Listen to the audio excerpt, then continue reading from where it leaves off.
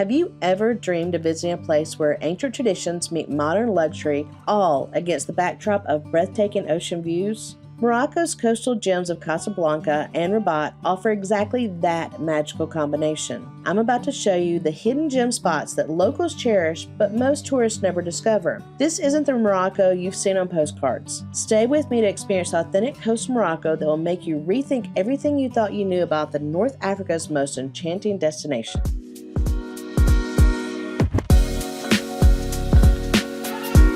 Welcome to Rabat. This is the city of history and modern all squished together. Between the UNESCO sites, which are the Hassan Tower and the Kasbah that is here, they've kept the history of this area, as well as this is the capital of the country. So all the modern things that happen in a capital city are here too. If you're looking for someplace off the beaten path here in Morocco, this is where you come, is Rabat. You get all the awesomeness of modern and green and history without the people that are in Marrakesh. So let me show you what's going on here in Rabat. Just keep traveling on. So this is the palace of Mohammed VI. It's 99 acres, and this gorgeous grounds was set up for him. So behind me is actually the mosque and the minaret. We'll get to look at the palace here in a second, but we cannot go inside of it. So I'm going to show you the doors, the grounds, whatever else, and explore these great 99 acres. Find some comfort in those yellow and white lines. They've been there all along. Keep traveling on. This is a cool place. This is called Necropolis, and it means the city of the dead.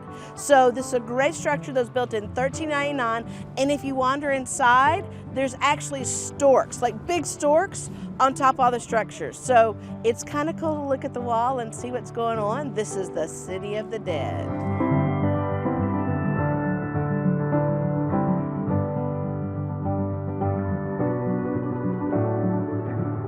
This is the river Abu Garagag, and this actually separates the city of Rabat from another area. So it's like 420 kilometers down for the splitting down to the ocean, and it's really kind of cool out here. Look at this new building over here, okay? It's being designed by a Spanish guy and a Moroccan guy, and it's being financed by the Bank of Morocco.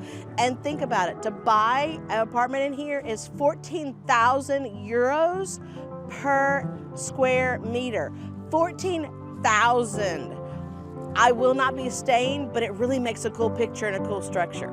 This cool structure behind me is the Hassan Tower. It is what people know as an iconic thing here in Morocco. It's 44 meters high now. It should have been 88 meters. They started in 1195, but they stopped in 1199 when the Sultan died.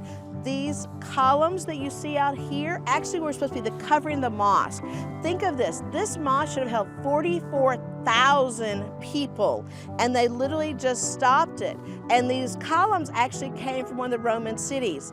We're going to explore around here and see what's going on. And then actually what's cool in this whole structure out here is there's actually the mausoleum is right behind us, and we'll see that afterwards. But this is the Hassan Tower that everybody wants to see in Morocco. Even though this place, majority of it was built back in 1199, this structure is still in active use because behind me we've got the Hassan Tower, then we have the mausoleum that was built in the 1900s, and then this is the mosque. And the mosque is still used today. People pray here 5 times a day. The right is the door for the women, the center is for men, and this is actually where people still come enjoy their religion in this structure that's over hundreds of years old. Right 10 deep into town. Another night of setting up and breaking down. And if we leave here tonight. Okay, down here is buried 3 of the kings. The big one is actually the father, and then there's a son that's here, and there's a son back over here that I can't take in this video. But look at the intricacy. This was built in 10 years by 440 artists and builders to get all this exquisite tile and gold leaf and cedar beams. Every one of those inches over there is a separate tile that was handmade for this gorgeous place.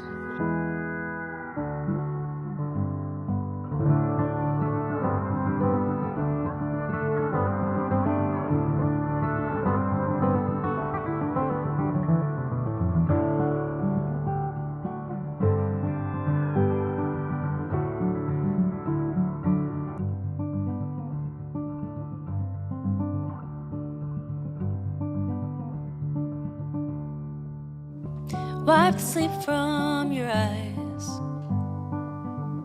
Quit dreaming now, the sun is on the rise. And by the end of the day, this dusty room will be 1,000 miles away.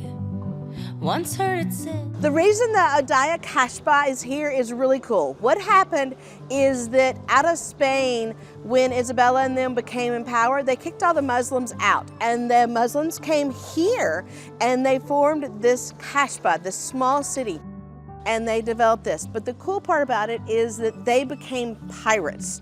They got revenge. And so everything that was going on here was in particular to take down all the Spanish ships. So Isabella and them in Spain thought they were doing this cool thing of getting rid of the horrible Muslims, but instead the Muslims took all their money when they took down their ships. Revenge is always one of the best things served up cold. Coming here to the Kasbah Udayas is actually one of those examples of why you need to hire local guides and drivers. This is a cool place, but with the local content, that's how you're like, oh, those stories like about the pirate stuff, that's what makes it amazing. And if you want to have that type of amazing experience here in Morocco, open the description box below.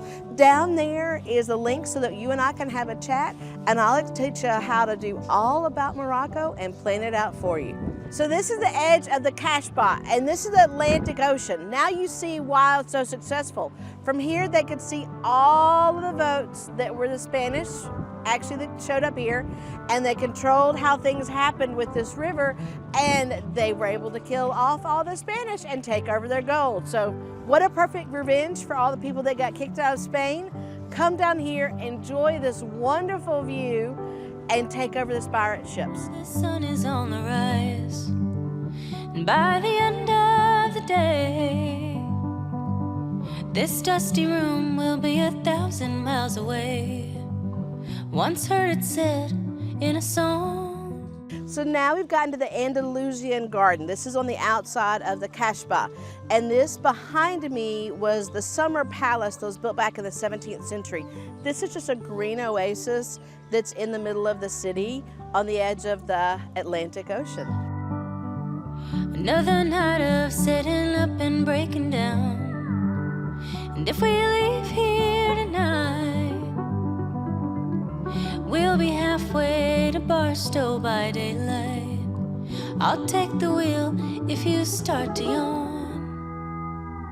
Just keep traveling on. Sun is coming up, are you ready to go? We can take a ride, we can take it slow. Your will is my law, I'ma let you be the boss, 'cause I'll go with you. So we're spending our afternoon here in Casablanca, the largest city in Morocco.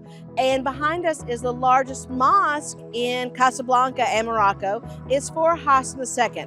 It's 210 meters high. It was built and it finished in 90. And the neat thing about it is that everybody here in Morocco had to pay, so it truly is the country mosque.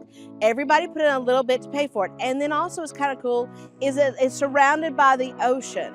So you see the colors behind it as part of the whole religious part of the mosque. Follow me away, 'cause we can't stay here. Let yourself go, you got nothing to fear. You'll never be alone, let the highway be your own. So we're now inside the Hassan II Mosque. It's the largest mosque here in Morocco, and we're in the largest city, which is Casablanca. And 25,000 people can be inside of it and 80,000 people outside. The other thing about it is it literally is built on the ocean, so it's surrounded by water, which is a huge deal when building a mosque. This place, I just can't tell you, is phenomenal. phenomenal on the architecture structure that is here. I see so many things that relate to other cathedrals and mosques and temples I've been to that are just phenomenal, how they compiled all of these three parts of faith together. So it's really pretty, and it's worth coming to Casablanca to see this structure. This is the main reason to come to Casablanca, is to see this mosque. Even though this is an active mosque, they open it 5 times during the day to tourists, public, whoever wants to come. This is the only mosque in all of Morocco we've been able to actually get into. None of the rest are open.